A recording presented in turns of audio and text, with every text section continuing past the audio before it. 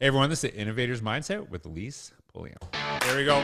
Alise, George. one of my favorite people in one of my favorite people in the entire world. I have known Alise, and she is from Comax Schools. Comac, give her one of Comex those. Schools. Let's give her one of those. So, Number one. I have met Alise a couple times, and I've always kind of watched her career. We connected several years ago at Long Island ASCD, and I said something to her then, and we had a very brief interaction. And I've been watching you ever since, and you are just one of the most forward thinking. And this is what probably what best compliment give you in education.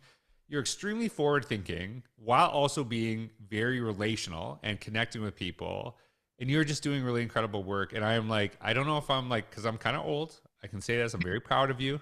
I'm very proud of all the work that you do. And I just love watching how you connect with people, and just it's just amazing the stuff that you're leading in your school. And I know you're going to say this, so I'm going to say it for you. You have an incredible team.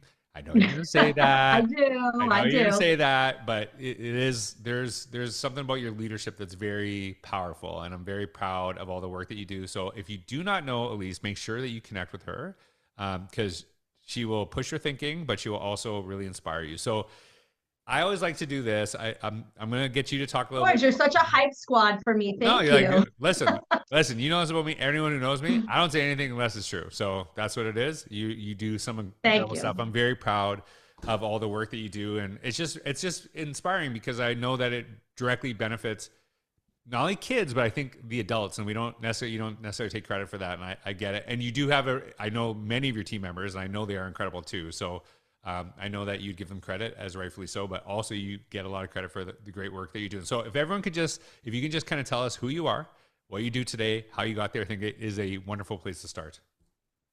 So my name is Alise Pulliam. I am currently the Executive Director of Innovation and Technology at Comax Schools. Interestingly enough, I have no technology background. I was an English teacher um, from 2002 until probably around 2012 or 2013, where I became a district-wide mentor, and I mentored teachers in pre-K through 12th grade in all different subject areas. I learned a lot about physics, and I learned a lot about how to teach kids how to read Mhm. during that time. And then my time as a technology director was actually born in COVID. The schools shut down, and I was your resident Google Growl. And then that was how my time in technology was born, and everything else I've learned along the way. And it's been an amazing journey. Okay, so I didn't know that about that, and all of a sudden it makes so much sense because I think some of the, and maybe I'm biased with this because I don't have a tech background either. Like I'm a kindergarten trained teacher that ended up, leading technology initiatives in a couple of school districts.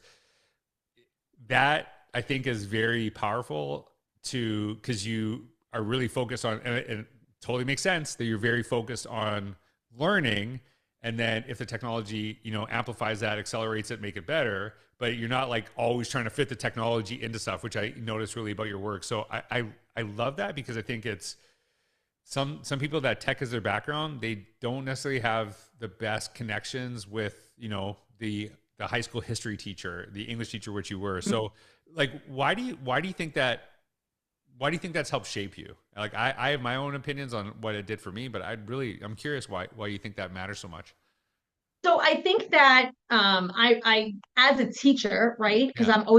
I'm an educator at heart, right? Yep. Yep. That love for learning has always been there, and I think that when you come from a technology background, I can't speak to that Yeah. transition because I don't have the technology background, Yep. but I see it being a little bit more difficult to transition. Whereas for me, I think the challenge was learning how to best support my IT team, Right. right? And saying, how do I know each of you? And how do we establish that trust to say, I trust you. I trust what you're Right. doing every day.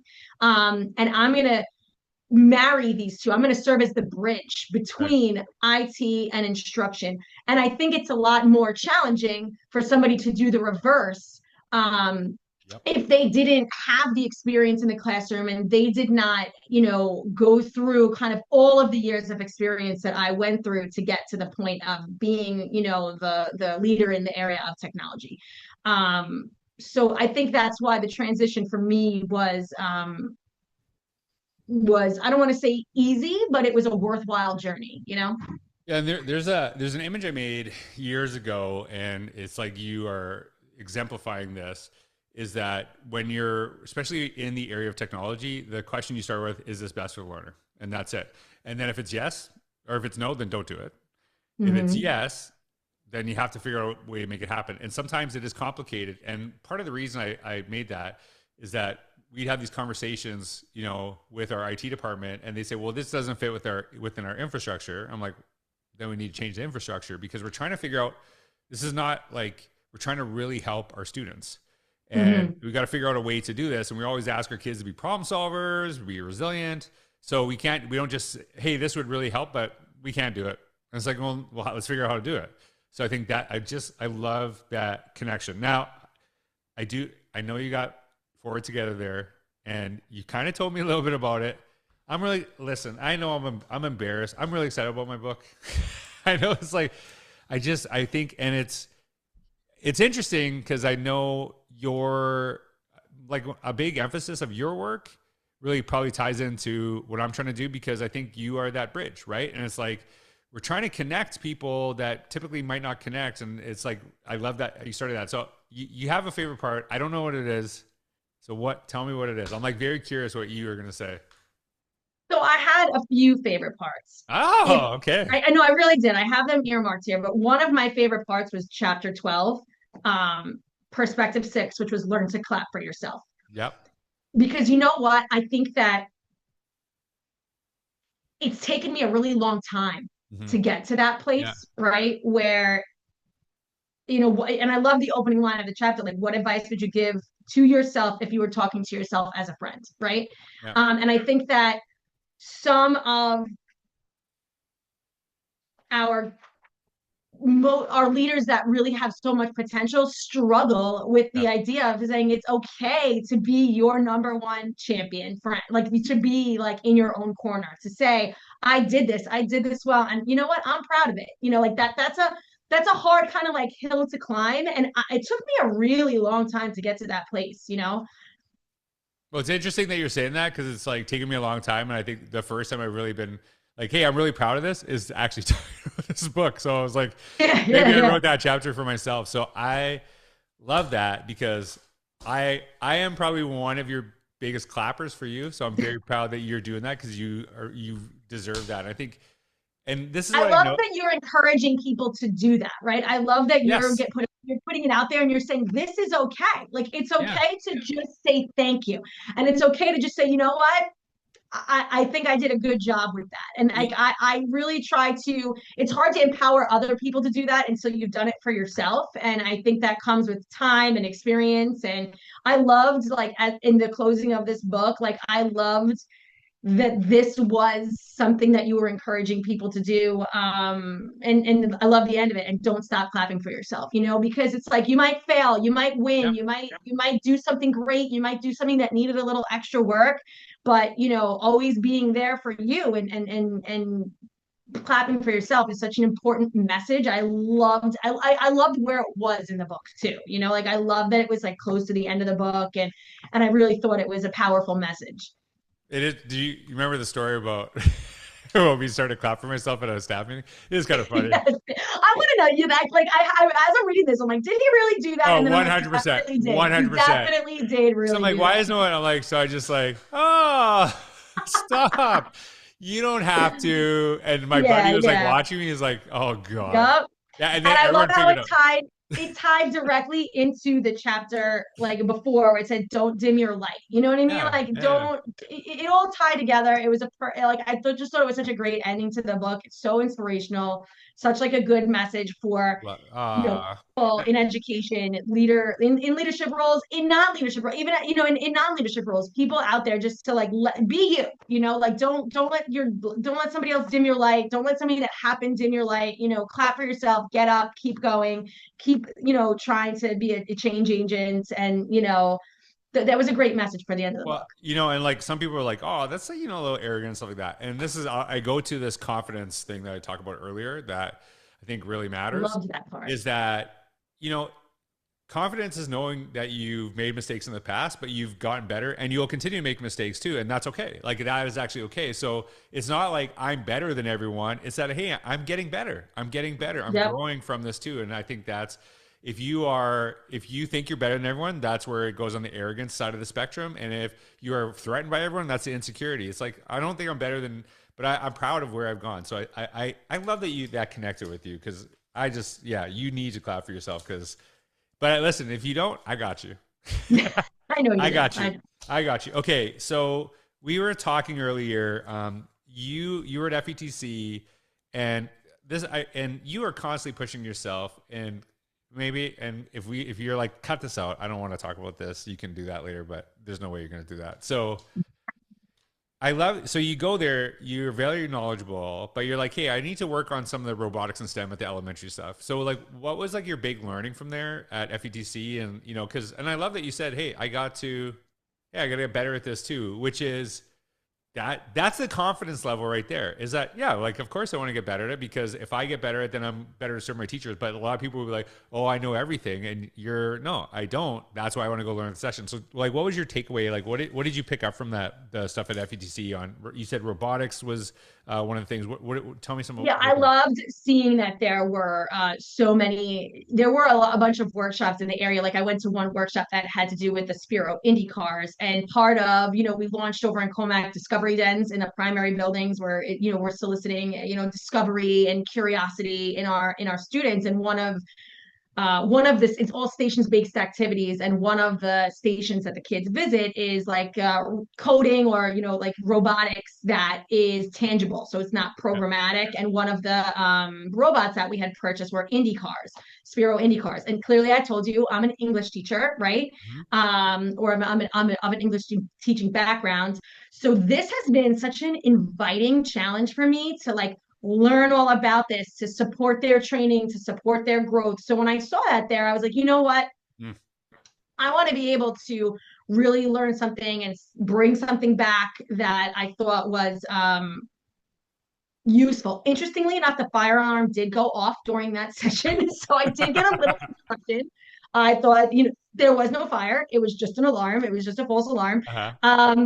But I was able to make a connection Gotcha. with a teacher that was really involved in the area of like all those different type of Sphero robots at that age level, to make that connection to bring back to my teachers, which I thought was so great, because I feel like I'm not always the expert in the room. I mean, I don't ever treat Uh-huh. myself as the expert in the Yeah. room. There's always something I can learn from somebody else. And when I go to those types of conferences, I say, like, what can I attend that's going to add value to what I bring to the people that I serve? And I was really pleased by those types of offerings. And most of the offerings that I sat in were honestly like classroom teacher um, Yeah.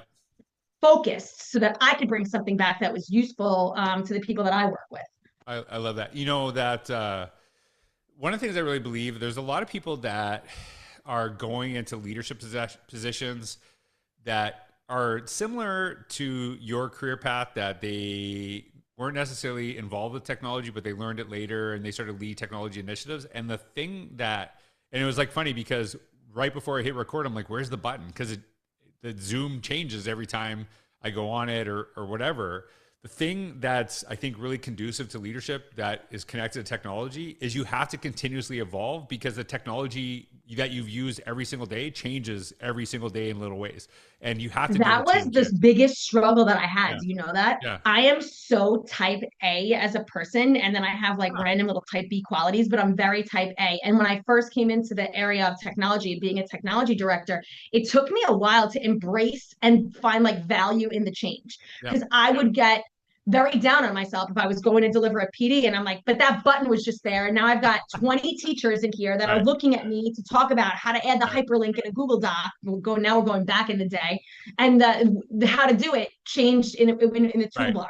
And now, like, fast forward 10 years, right now I'm in a place where I'm like, you know where it is? Great. Come on up here and show the rest of us where it is. And I've learned to like ride the wave of that type of growth and say, you know what, everything in technology is going to be different the next day. And it's how well I adapt and how well I support other people in that adaptation, that's going to be where the real growth and success lies, you know? That best leadership quality right there, right? Is like adapting and supporting others in the way they adapt. Love it. That is an amazing statement. All right. This is the last thing I'm going to ask you. We were talking about there's a lot of, and I just again love your background because I think it really matters, especially right now. There almost seems like to be camps. There's like we need to be all in on the AI. We got to do all this stuff. It's not going away. And then you have like AI is going to be the end of civilization. Don't use it. Everything's and you and I were talking about this. The thing I always say, never use a technology because it's not going away. It should actually make your life better. If it doesn't, don't talk about like, oh, because then you don't need to use it. But if it makes your life better, then we should figure out a way. And one of the things you said in that conversation is I think and correct me on this, but I want you to expand on it. You said to not come from a place of no. Is that your statement? What does that mean? Yep. Tell me more about that and like why So you've embraced that idea. I think, and if I recall correctly, I used the example of there's that well-known example of you bring a child into a room and you put candy in front of them, and then you leave the room and you tell them don't eat it, and the camera watches as the child Yeah. goes back and forth with like, should I eat this candy? Should I not eat this candy? What should I do about this candy? And I think it comes to a place of like, if you come from a place of no, you're just negating any value that might come Yeah. from if you do use it, right? So if we come from a place of no, we're saying that there's no benefit to this at all. And I think that it's learning to make decisions in a balanced way. It's learning to say like, how can we use technology for good? How can we incorporate, not rely on, but Right. incorporate technology in a way that's going to enhance learning, enhance social or emotional growth, Right. create connections, right? So, how can we use this? It has a time and a place, serves a purpose, and there are times where it doesn't serve a purpose. And I think the idea is to support people in that growth process for themselves at home, for themselves in the classroom, for themselves as leaders, as principals, whatever you may be. Like, where does that balance lie for you? And one of and again this goes back to a lot of the forward together and a lot of the things that you appreciate in your work. There's such there's such extremes in like it's like black or white thinking, and it's like no, it's actually we got to get in the gray because like, in Yeah, the I gray is when it's totally agree with one that. of those like because yeah, like sometimes yeah, I don't want my kid on a device or my own child, my own kids, Hmm. and Yeah. sometimes there's a benefit to it, and like it's not an all or nothing to, and I think we take away a lot of opportunity. The last thing I'm gonna say, it's kind of funny because I said, "Hey, I want you to come. I want to like catch up with you because you're like, we need to catch up." I'm like, "Let's do a podcast." And then you're like, "What are the questions?" I'm like, "I'm not telling you. How'd it go? How'd it go, Miss Type A?" Right? I think it You went did really. amazing. And you made I amazing. I think wrote. I think I worked with you to make some magic happen without having any knowledge of the questions beforehand, Right. even though And I you and wanted listen, to. I like listened. I always talk to my guests before. I always just like kind of like write some notes down and I'm gonna come back to them and you killed it. And so Thank you. that's why you are in the type B group with me. Who's just like, I'm I not would giving you say I'm questions. kind of like, Yeah. I teeter back and forth between. I wish there was like a type A Yeah. and a half, you know what I Yeah. mean? Because I go back and forth. Type AB. You got type AB. Yeah, I'm the same way with like tech stuff when I present, but like here because I just want it to flow. But I think it's a good one of the best things I've found about podcasting is it has really helped me to listen to people to really kind of like and what do we want to emphasize. And so I could talk to you all day. Listen, again, if you don't know Elise, make sure you connect with her. She is a shining star in the world of I don't want to just say education because I don't want to limit you to that, but you just brighten up my day, and I'm very proud of you, and I'm so glad that you work in such a great community because I know Comac is they're very blessed to have you, and I know you're very blessed to be there too, which is a Absolutely, I am. wonderful place to be. So thank you so much, everyone. Thank you so much for listening. I hope you have a wonderful day. Take care. Thank you, George.